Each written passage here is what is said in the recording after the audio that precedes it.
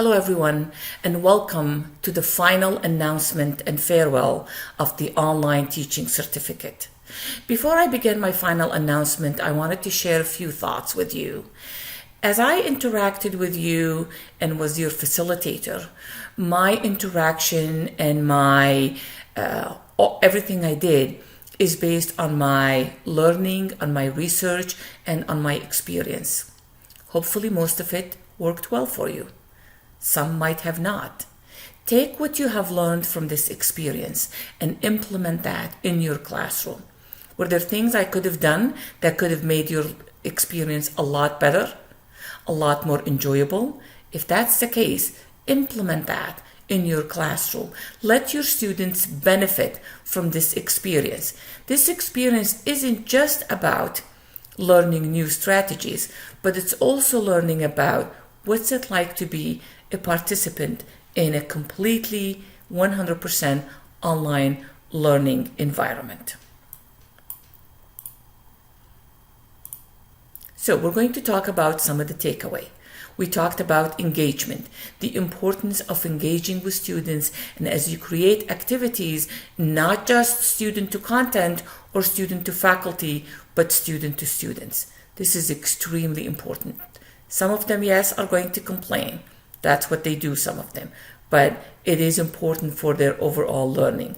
So engagement also does not mean you're connected to your computer all the time, but yet your students feel your presence. They know you're there. Course design. We talked about how important course design and syllabus, so students, when they're looking at the material, regardless of the time, day and night, they can find the information. Unlike face-to-face, you're not there to answer questions immediately.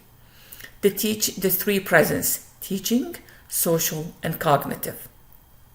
As you balance, when is your social presence, when is your teaching presence, you're going to come up with strategies that's going to be time-saving and as well make your students feel you have just been there.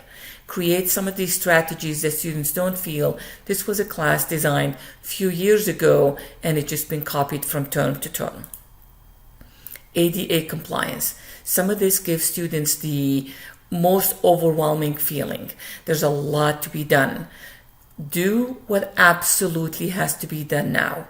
Ensure that your new content are created with accessibility in mind, and then work on things as they come up.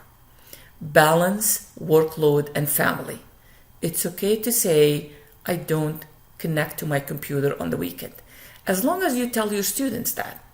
One of the participants said, if you send an email or an inquiry on a Friday afternoon, expect an answer by Tuesday afternoon. That's okay.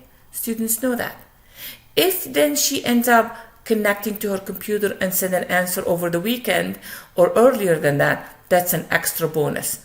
But the norm will be on Tuesday. Some of week 9s, you came up with great strategies on being flexible without overwhelming yourself. Remember that some students mistake the learning anytime and anywhere with learning all the time and everywhere. I talked a lot over the last several weeks about self-care, about taking care of you.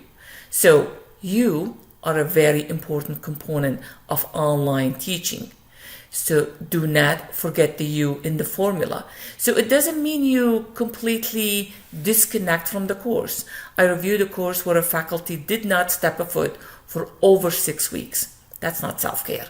That's neglect. Look for strategies that help you do things better. Learn to work smarter, not harder. Networking, extremely important for you as a faculty and for your students. Create some of these strategies and some of these lessons and assignment where students are forced to interact with each other. Trust me, isolation is a thing for you and for your students. Human interaction. We are social beings. So at a synchronous session, if you don't have a weekly synchronous session, that's okay. Before a major test, before a major assignment, where it's an hour, students can come in and ask questions. If you find, for me that work, where students have to send the question in advance, that makes them listen to the material, understand it, and then only have what they didn't understand.